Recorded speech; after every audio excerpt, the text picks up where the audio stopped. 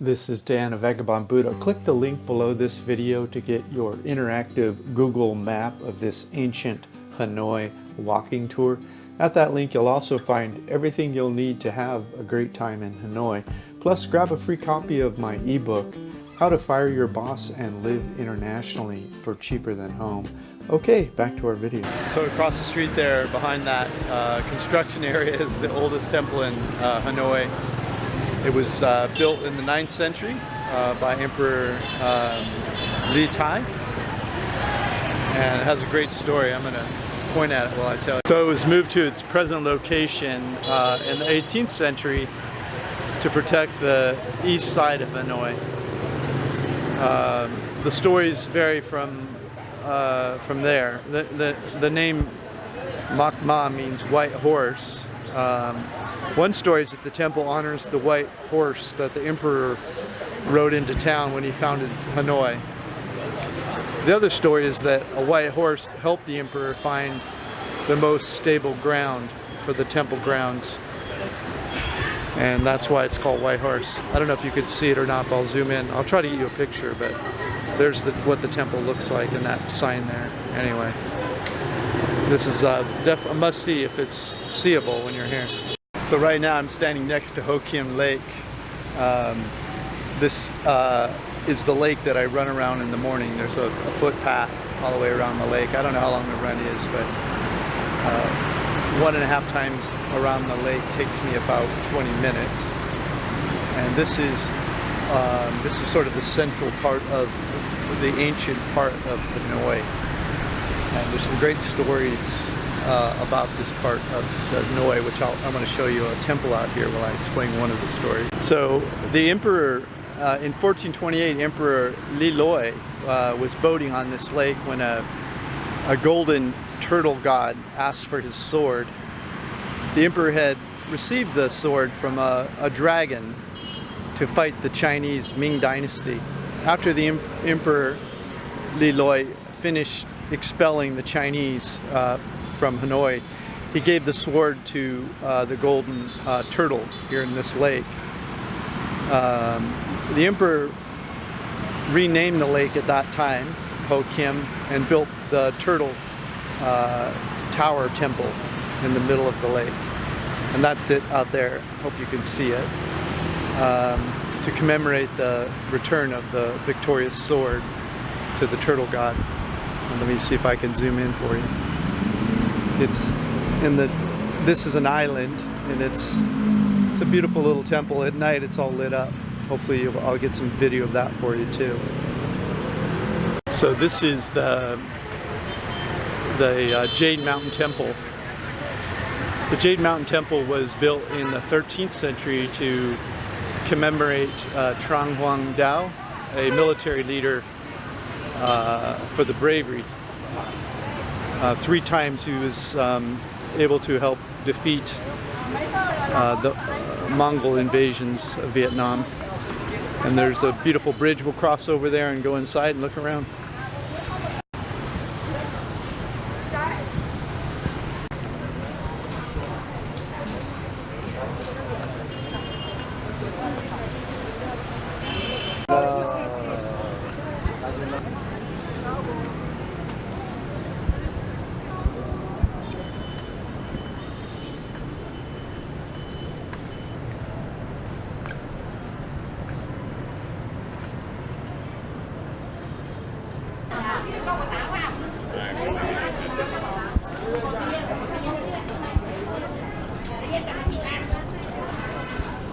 There you can see the turtle temple out in the middle of the lake.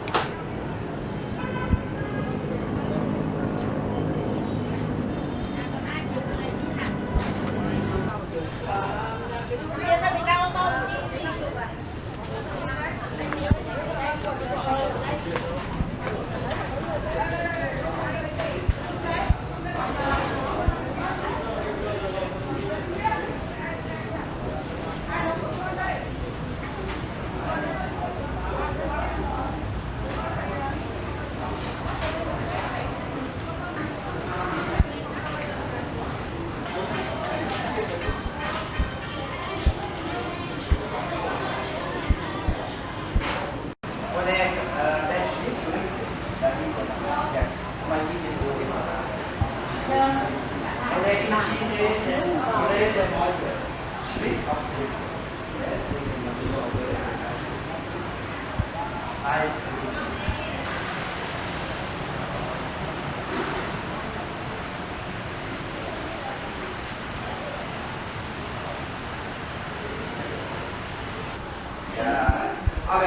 Drachen, Granit, Fantasie.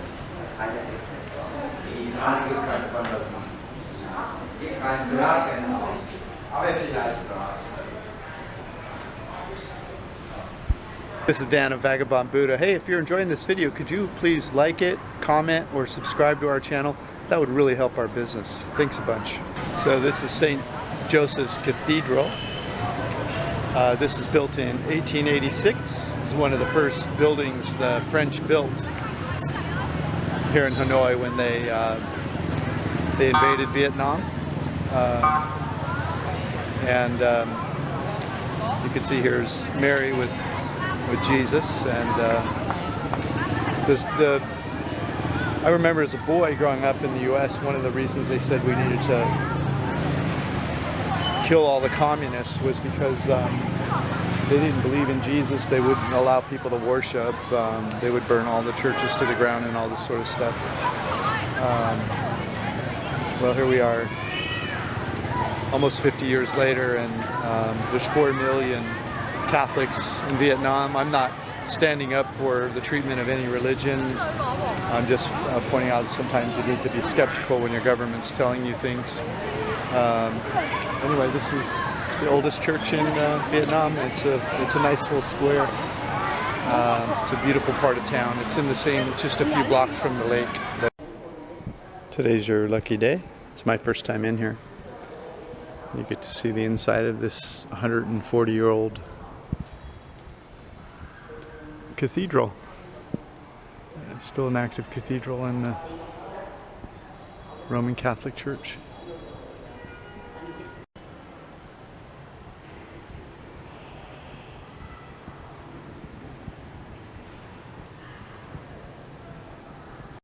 If you have interest, make sure you come outside and walk around. You can see all the literatures here and all the art. Everything's still intact. We're here, we have the Last Supper. And this is probably the resurrection here we're looking at. And then there's the birth scene over here, or the 3 wise men anyway, showing up. They're finding their way to the birth of Jesus. So this is the Hanoi Hilton. It's where they kept prisoners during various wars, including the Vietnam War. This is where John McCain was kept as a prisoner of war during the Vietnam War. And I believe he was the highest ranking officer at that time in the prison, and they offered him to leave several times. But as the highest officer, he said he wouldn't leave until he was the last man, the last American to leave. So he was suffered a lot of pain and many years here, but kept a good attitude about it and kept the morale up while he was here. Remember, he didn't decide to start the Vietnam War. He was just following orders, which could be said for both sides, of course. But the Vietnam War is kind of not the most fondly remembered war in American history. People have their reasons, but he did serve honorably when his country asked him to, and remained a good check on power after the Vietnam War, and a critic of excess force and various things. Anyway, that's the Hotel Hilton. Oh, I said the Hotel Hilton. It was nicknamed the Hanoi Hilton. Sorry about that. So this is Than Long Imperial Palace, built in the 11th century by the founding emperor of Hanoi. At the time they called this Than Long. And it had fallen into great disrepair by the time the French left, because they weren't keeping it up. So it's being renovated now as we speak. So Sanlang was later expanded by the Nguyen dynasty. The citadel fell into ruins when the Nguyen dynasty moved the capital to Hanoi, which we're going to in a few days, in 1810. Many of the structures here were not excavated until really recently in the 21st century. In 1945, the citadel was used by the Japanese to imprison French soldiers captured during the Indochina, or by the Japanese when they were taking over the French, what the French called Indochina, when they were colonizing this area. So now here's the front. It's quite imposing, as you can see. It's a very large, big building, and then even if you were granted entry, you'd be going through a long corridor here, and then you would be in a courtyard on the other side that was totally walled off. You'd be a sitting duck for archers to kill you. And that would be your entrance into the citadel. Very imposing. So you better come as friends. So if you're walking this tour like we are, make sure you look for these mansions. They're just spectacular. As you get towards the Ho Chi Minh Mausoleum, like the last couple blocks, you'll see a few along the way, but there'll just be a bunch of them lined up, one after another, as you get the last block before you get to the Ho Chi Minh Mausoleum. Like, look at that place. Just gorgeous. So this is Ba Dinh Square. This is where Ho Chi Minh read the proclamation of independence for the Democratic Republic of Vietnam in 1945. Upon his death, he was embalmed here in a mausoleum. I don't know if you can see it. It says Ho Chi Minh at the top here. Anyway, this is the father of modern Vietnam's burial place. The name Ba Dinh is the name that was given to an anti-French uprising that occurred in the late 1880s. And that's where the square got its name. And behind this is the one pillar pagoda, which, if my memory serves me, is an 11th century Buddhist temple that it served as a place of worship for 1,200 years, until the French burned it to the ground the last day before they fled for their lives, and gave up the Indochina, as they called it, colony. Of course, the Vietnamese beat the French, they beat the Chinese, and they beat the Americans. So they have much to be proud for, but that often happens when you're on your own soil. Home field advantage. Doesn't take away from what they did, though. So this pagoda, it's called the One Pillar Pagoda. It was built in 1048 by Li Tai Tong. He was then the emperor of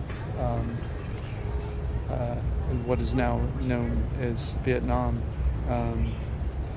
He had had a dream that a Buddha, he was sitting on a lotus flower in a pond that looked like this. And a Buddha gave him a baby boy. And so he gave instructions to a monk at the time to build this pagoda with a beautiful pond around it, to honor the memory or the dream he had. He subsequently married a peasant girl. He was childless, by the way, at the time of the dream, and he was getting older in age. He subsequently married a Vietnamese peasant girl and had a baby boy. And all during the Li dynasty and Nguyen dynasty, up until the capital was moved to Hue, which we're going to next week, as I've said. Every year they would celebrate Buddha's birthday with this, around this pond and one pillar pagoda. Of course, it had to be rebuilt in its original grandeur, copying the original after the French burned it to the ground on the day before they left Vietnam. But it's said to be a good replica. It's a single pillar that it sets on, and artistically it's supposed to be an expression of a lotus flower growing out of a pond. That's what it is.